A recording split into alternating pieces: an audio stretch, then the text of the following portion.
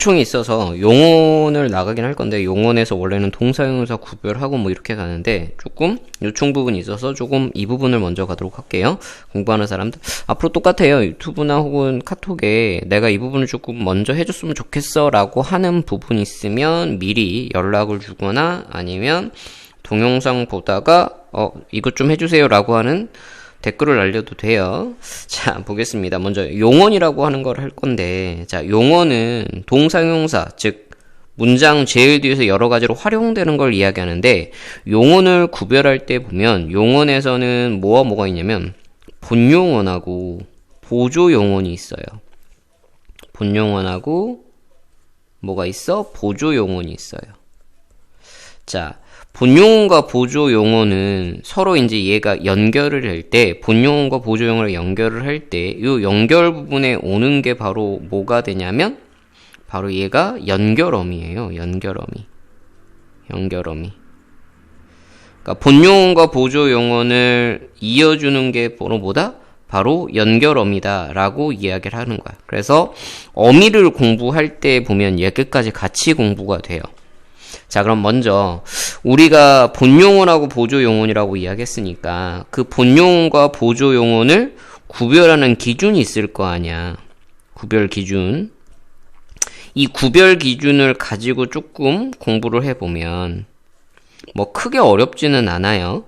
자, 먼저 실질적인 의미를 따질 때, 실질적 의미야. 실질적 의미. 자, 이 실질적 의미를 따질 때 실질적 의미가 있으면 본용언이에요.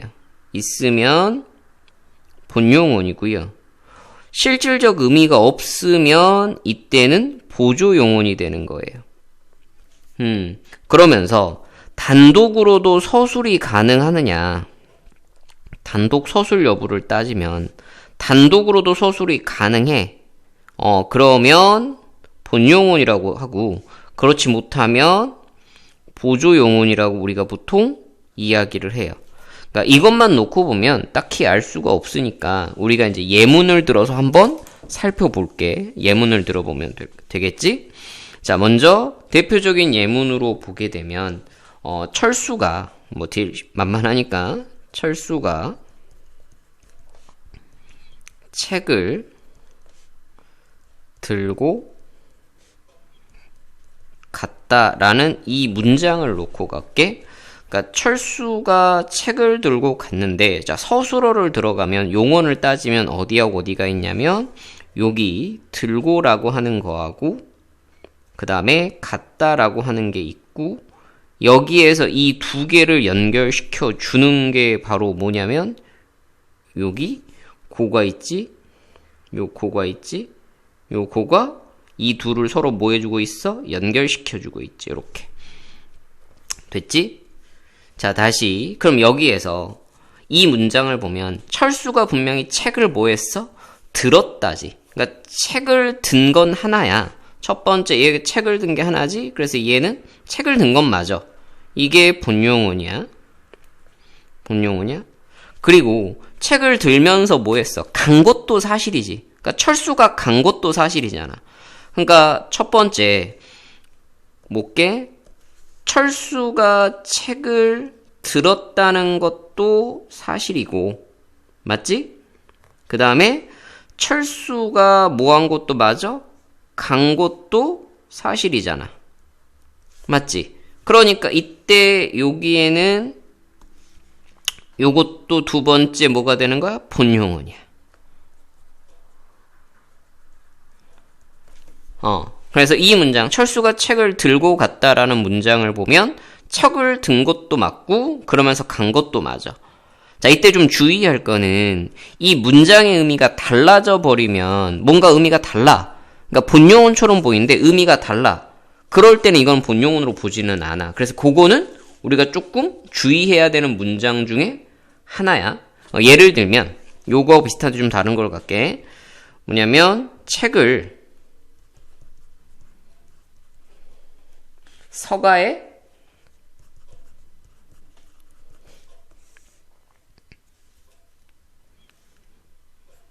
꽂아 두었다.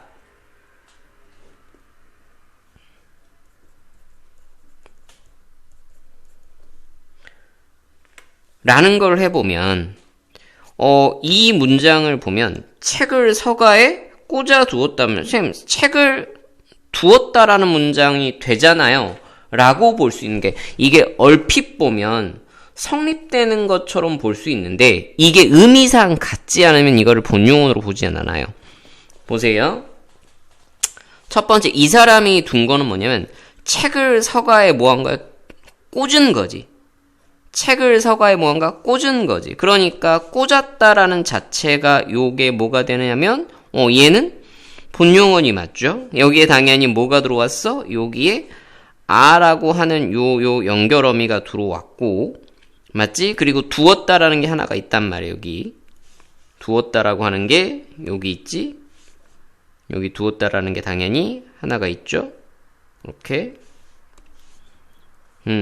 근데 문장을 다시 보면 책을 서가에 뭐 했다는 거야?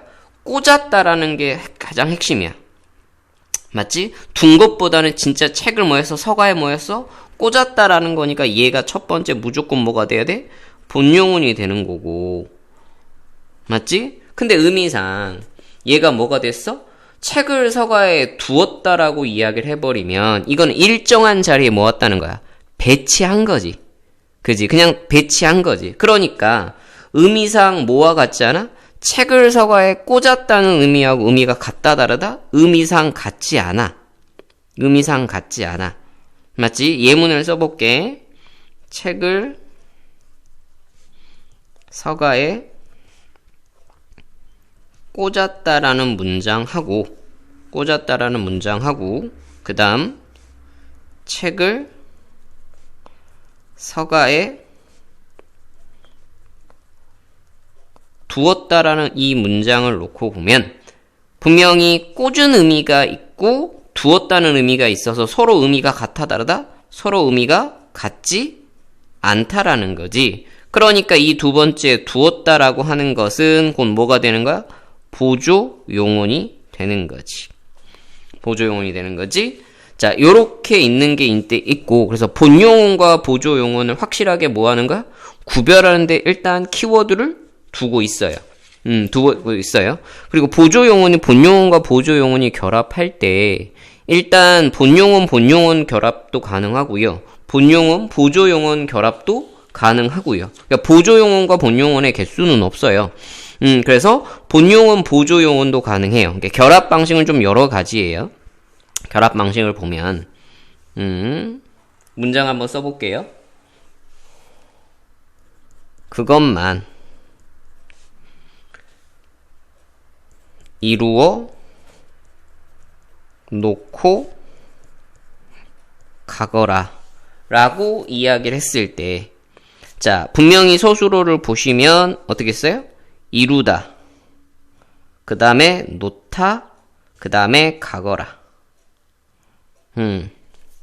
자, 문장을 보게 되면 그것만 이루어 놓고 가거라죠. 그럼 그것만 이루다. 그리고 나서 뭐 해야 돼? 가는 것도 하나죠. 그러니까 여기에서 나오는 요것도 이루다도 뭐가 되는 거예요? 본용언이 되는 거고, 얘 가거라도 두 번째 뭐가 돼요? 본용언이 돼요. 유일하게 뭐 하는 것만, 놓고만 뭐가 되는 거예요? 보조용언이 되는 거죠. 얘만 뭐가 돼? 보조용언이 되는 거죠. 보조가 되는 거죠. 그래서 문장을 각각 쪼갰을 때 의미상 같이 연결 코드가 가능해. 변하지 않아. 그러면 본, 그렇지 않으면 보조. 이렇게 이야기하면 돼요. 혹은 이 형태만 있는 건 아니에요. 본용언, 보조, 보조용언 형태도 있어요. 예를 들면 모든 일은 이루어 놓고 보면 마음이 뿌듯하다.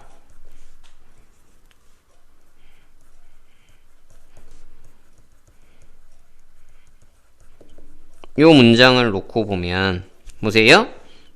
여기 모든 일은 뭐하다? 이루다. 맞죠? 그리고 모든 일을 놓다 아니죠? 모든 일을 보면 아니죠. 그러니까 여기에서는 모든 일을 이루는 게 곧 뭐가 돼요? 본용언이 되고, 나머지 두 번째는 보조용언, 세 번째도 뭐가 돼요? 보조가 되는 거죠. 자, 여기까지가 이제 뭐냐면 본용언과 보조용언을 보통 우리가 보는 것 중에 하나예요. 보는 것 중에 하나예요. 그래서 실질적인 의미가 있느냐, 없느냐를 따졌을 때 놓고 가는 건데, 이때 이제 우리가 본용언과 보조용언을 보통 같이 하다 보면 뭘로 이야기를 많이 하냐면, 얘네가 보다 보면 띄어쓰기, 그러니까 한글 맞춤법 규정하고 연결을 많이 해요. 한글 맞춤법 규정하고 항상 연결을 많이 해요. 그 중에서 이제 어디냐면 띄어쓰기 규정과 관련시켜서 보통 우리가 보게 돼 있어요. 띄어쓰기 규정하고. 자, 띄어쓰기 규정을 보게 되면 우리 국어에서 맞춤법은 뭐가 원칙이냐면 띄어쓰는 게 원칙이에요. 띄어쓰는 게 원칙인데 붙여 쓰는 걸 허용하고 있어요. 그래서 본용언하고 플러스 보조용언이 나왔을 때 좀 키울게요. 본용언하고 플러스 보조용언이 나왔을 때, 자, 이때 본용언과 보조용언의 띄어쓰기 규정을 보게 되면 이때 결합을 할 때 요게 이제 결합이겠죠?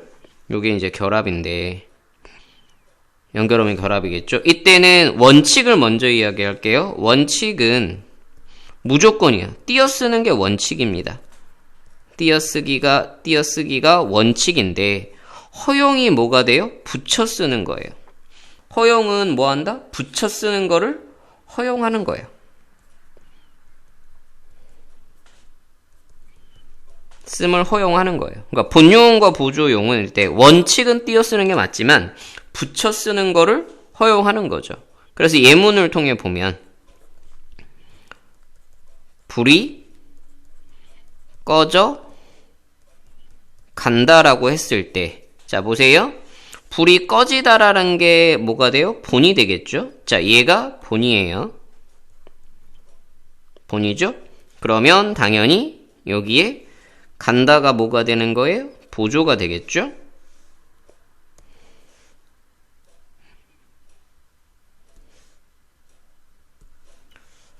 여기가 이렇게 보면 보조가 되겠죠?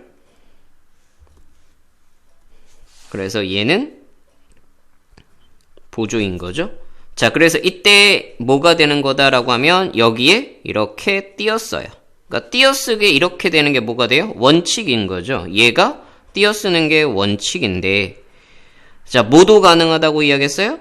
네, 원칙은 띄었었죠. 원칙. 근데 이제 모두 가능하다? 붙였어도 되는 거니까 그대로 뭐가 하면 되는 거예요? 네, 꺼져 띄지 말고 간다라고 이렇게 붙였어도 돼요. 그러니까 둘 다 허용하는 거예요. 그런데 당연히 붙여 쓰는 것도 허용하지만 반드시 뭐 하는 것도 있습니까? 띄었어야 되는 경우도 있다 없다? 있다라는 거죠. 그러니까 반드시 뭐 하는 경우도 있다? 띄어쓰는 경우도 있다라고 하는 게 당연히 있겠죠. 규정 상황에는. 자, 그게 무슨 경우냐라고 하냐면 요거는 아마 조항이 나올 거예요. 조항이 나와서 들어가는 경우가 많죠. 일단 첫 번째 가장 단순하게 조사예요. 조사.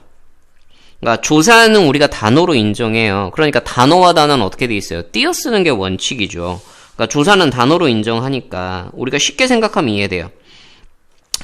단어와 단어 사이는 뭐 한다? 띄어쓰는 게 원칙이라는 거예요. 그러니까 앞에 본용언에가 뭐가 붙어 있다면, 본용언에가 뭐가 붙어 있다면, 조사가 붙어 있다면 이때는 반드시 어디하고?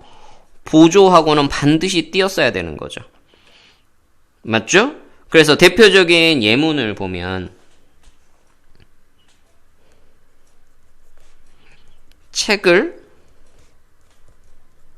읽어도 보고 라고 이야기해보면 땡땡땡 이라고 하면 대표적인 예문이 잘 나오니까 책을 읽다고 보다죠. 근데 원래 책을 아니라 책을 뭐 하는 거예요? 읽는 거죠. 그래서 여기에서 보게 되면 읽어도라고 나왔죠.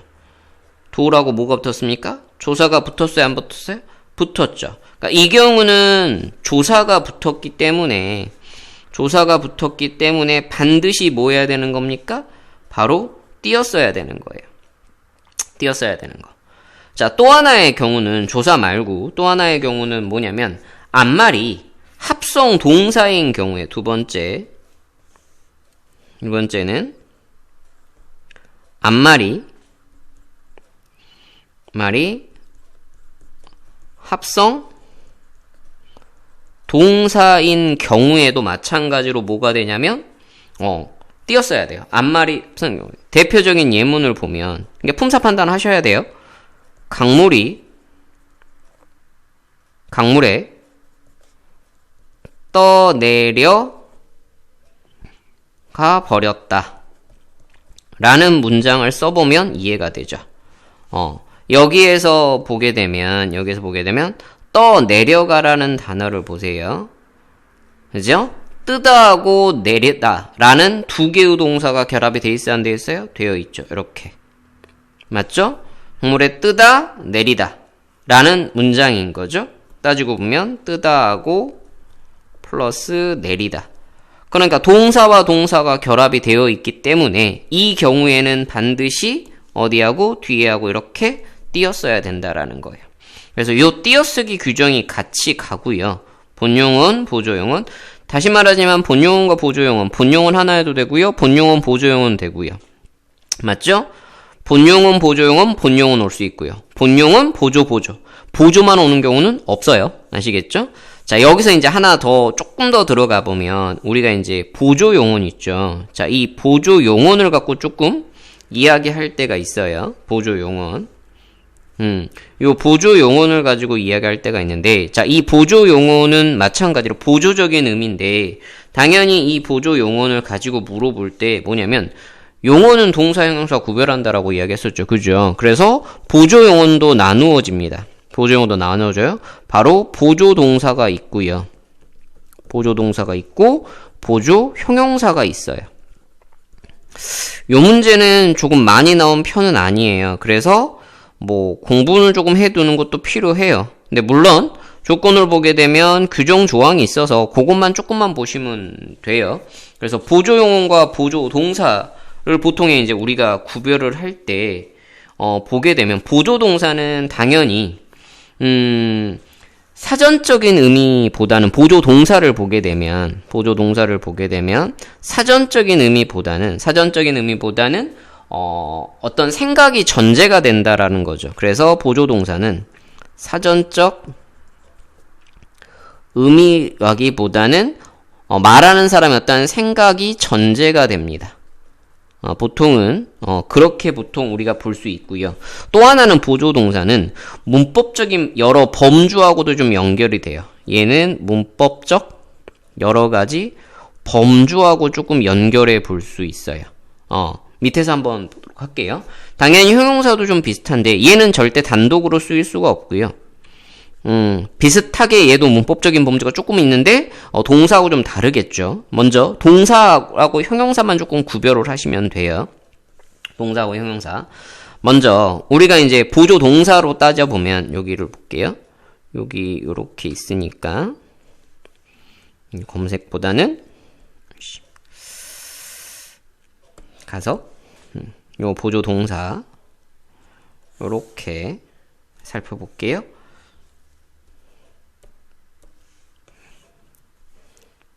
자, 보조동사에서 문법적 범주를 따져보면 뭐도 있냐면 부정적인 것도 있고요. 부정적인 것도 있고 그 다음에 피동,